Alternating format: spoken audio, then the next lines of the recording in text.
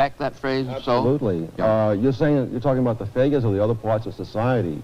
What the welfare system and other kinds of governmental programs are doing is paying people to fail. Insofar as they fail, they receive the money. Insofar as they succeed, even to a moderate extent, the money is taken away. This is even extended into the school systems, where they will give money to schools with low scores. Insofar as the school improves its education, the money is taken away, so that you are subsidizing people to fail in their own private lives and become more dependent upon the hand. Welcome back to the Gloss Show. I just want to say thank you so much for the love and support you guys have been showing. And if it's your first time here, please go ahead and hit the subscribe button. Don't forget to like, comment, and share this video after you're done watching it.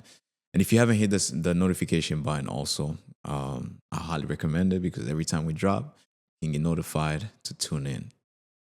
So yesterday I was sitting down and just writing down in my journal, and I'm like, man, let me just write an article and let me do some research while I'm writing this, and just, see how that goes.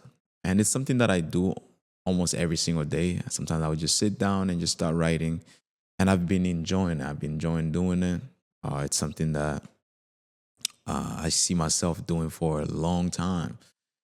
So I was writing about welfare, and a lot of people may agree to disagree on what I said in the article, because I'm going to be posting the article so you guys can check it out.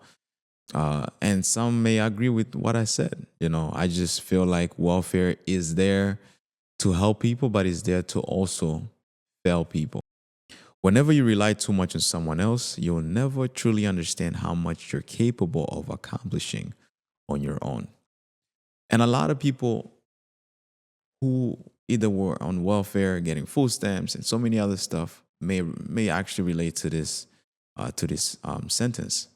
The reason why I said that was because when you're given so much government assistance, a lot of times you can't even go out your way to work or to even have a business, because the moment they see that you're starting to make more money, most of your benefits starts to be taken away from you.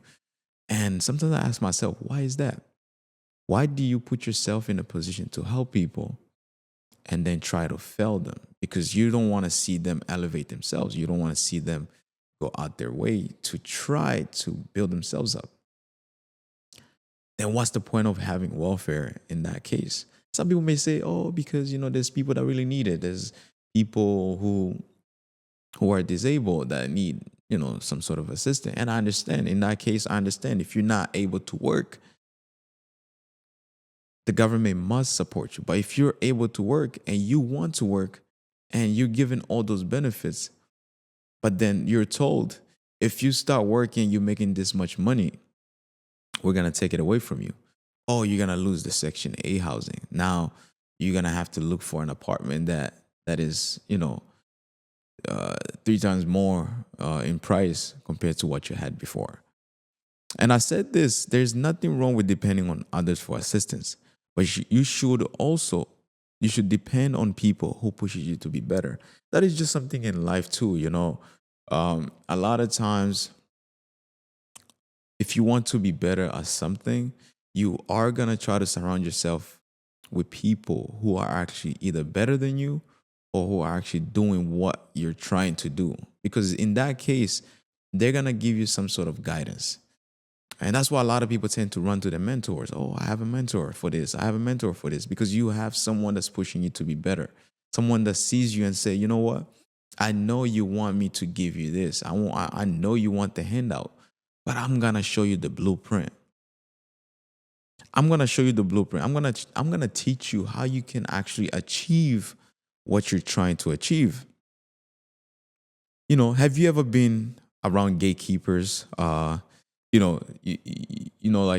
been around those people that pretend to helping you, but really they're trying to hold you back. You ask them a question and then they leave you on red because they don't just want to give you the resources. They see your potential. They see how much you can accomplish as an individual. But then they're like, you know what? I don't want that person to be better than me.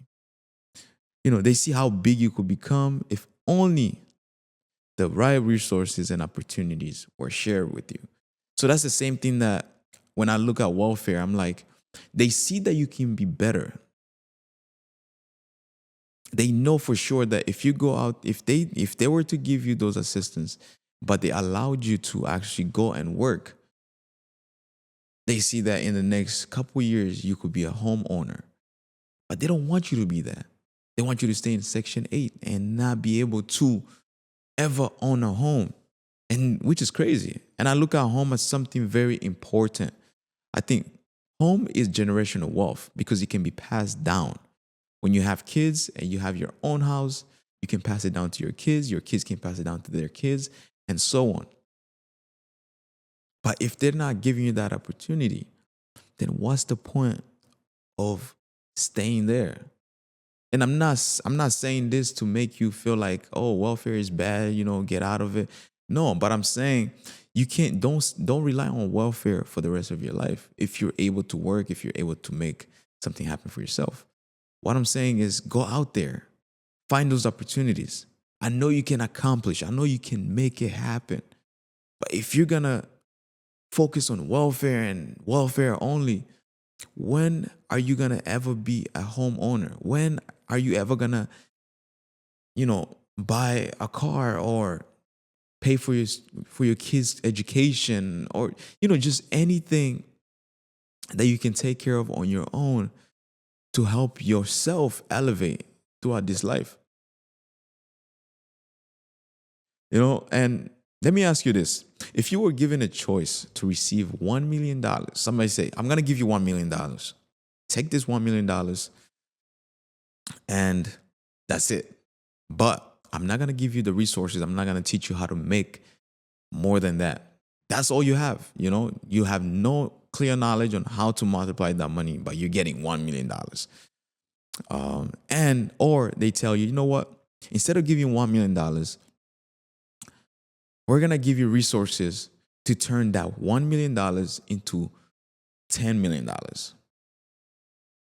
But it will take you a year, but you just have to stay consistent. You have to stay disciplined and work hard and make it happen for yourself.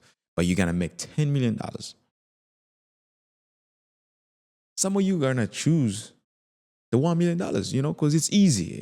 Give me my money. I may die tomorrow, because some people may just think that way. But for those who are actually trying to better themselves, they're going to say, I don't have the resources. I don't know how I can turn this $1 million into $10 million. I don't have no clear knowledge on how to doing that. So therefore, just give me the resources on how to make $10 million. And those who tend to choose the route, yes, that may seem very difficult, end up actually becoming more successful later in life because they took that risk. They understood, okay, I'm not going to really rely on just this $1 million because I'm going to try to spend this. I'm going to buy a house. I'm going to do this. And then all of a sudden I'm broke again. Like I don't even have money. So therefore I'm going to go with the one that I can turn the 1 million into 10 million. And then that goes on and on. So each year you're turning 10 million into 20 million, 20 million into 30 million. So you're actually starting to multiply the money because you have the resources, you have the knowledge that was given to you, and you took advantage of it, And a lot of times, a lot of those knowledge, yes, they tend to exist in books, through, mentors, through networks, but often it's hidden from us.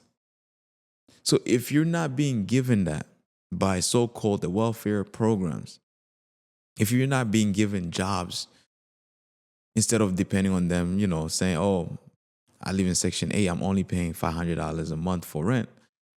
So I can only work a job that allows me to make at least $1,500 a month.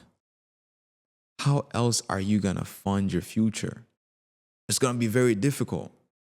But when you can go find a job and you're making at least $3,000, a month, $4,000 a month, that can help you have some extra money in your pocket so you can continue, to take care of your family. You can find ways to, save it up, and maybe one day you can buy yourself a house. So if welfare programs tend to do that, if they give you opportunities to start working, making money, and stop saying, okay, oh, if you make this much money, we're going to cut your program. That is insane. I did quote some of some of the economists. So Robert Lempman once argued that certain welfare structures unintentionally closes doors for people trying to, to rise out of poverty. And I've seen it. I know some people who are still in Section 8, and it's like, bro, when are you ever gonna get yourself out of there?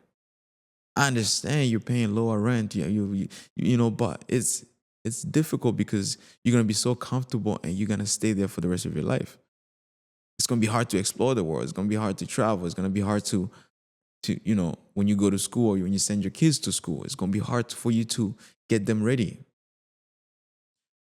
And others have pointed out also that some programs reduce benefit as income increases, creating a system where progress is very much discouraged.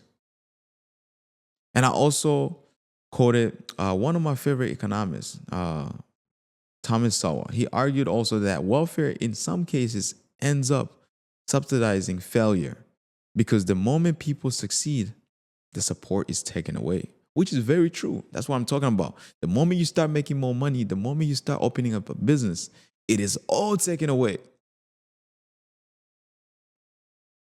And the Secretary of Welfare also stated, welfare isn't corrupting society. It is filling gaps left by failing institutions like the job market, education system, and even family structures. Then why you're not investing in actually improving those things?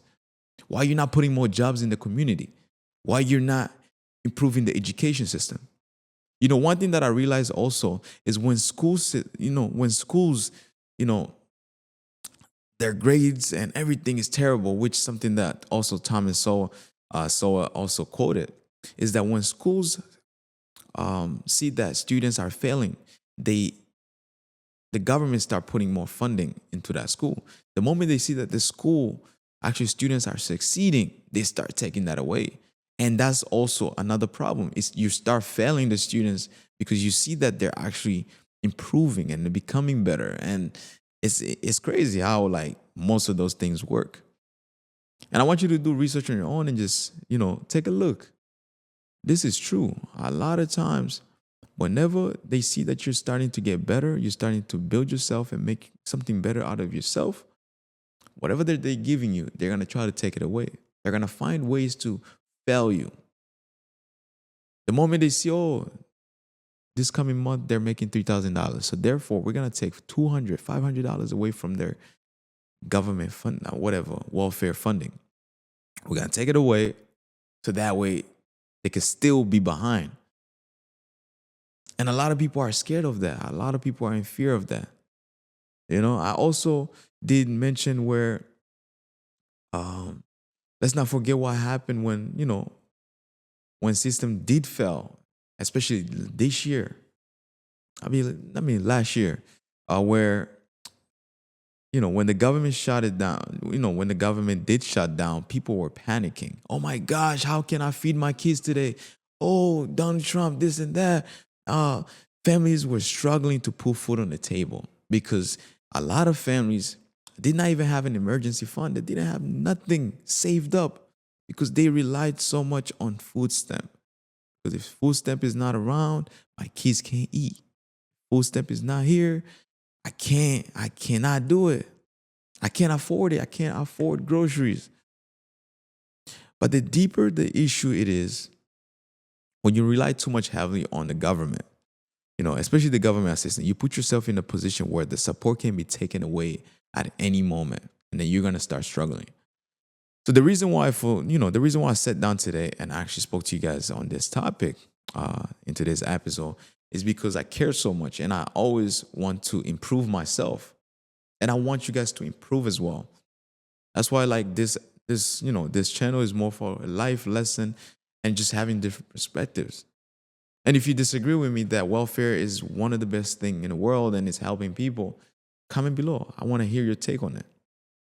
Because when I came here as an immigrant, yes, my family was given food stamp. Yes, my family was given all these other, welfare program assistant, things that they give to people. I don't even remember what it's called. But later on, throughout time, after like a couple months, as my caseworker who was helping us was helping my father, my mother look for a job. So the moment they found jobs for them, all of those things were taken away from us. Oh, two people are working in the house, so therefore they don't need food stamp anymore. But we have other bills to pay.